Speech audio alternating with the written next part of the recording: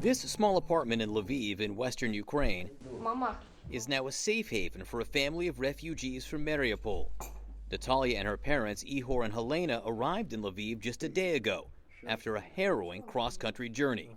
Your parents are elderly, they're in their 80s. How hard was it to get them out?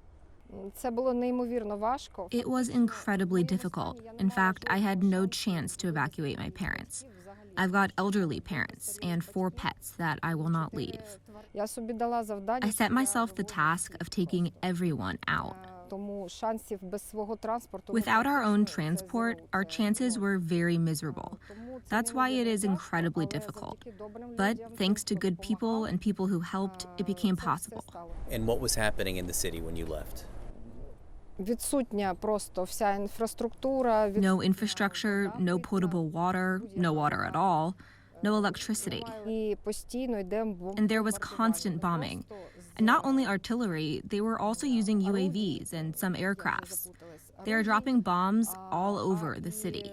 We've heard awful stories about dozens, maybe hundreds, maybe thousands of people killed in Mariupol, people being buried in the streets, no way to have funerals. Yes, that's true.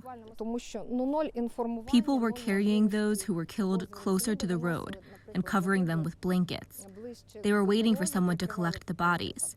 Some people buried the bodies in the yard because they knew no one would come to them. This is all true. Despite the odds, Natalia, her parents, and all 4 cats made it safely to Lviv after a 4-day journey. I'm 84, and this was the first time in my life when I felt horror. I couldn't believe it happened. It was just a shock. I couldn't believe it, but this is the reality my family and I had to face. I'm grateful to my daughter Natalia for saving us. She simply saved us. She didn't leave us behind. I still can't believe that such a small woman is capable of such a heroic deed. Now they're taking it day by day, unsure how to move forward or even where to go next. Can you believe that Vladimir Putin, that Russia is doing this to your city? I couldn't have imagined 2 months ago that something awful like this, such a crime, could take place. How is this even possible? He's a murderer. How can a person feel when this is the only thing left? I have absolutely nothing now. Do you ever think you'll see Mariupol again? In the year 3000. The Mariupol I left will maybe be back in the year 3000, but I'm not going to live that long.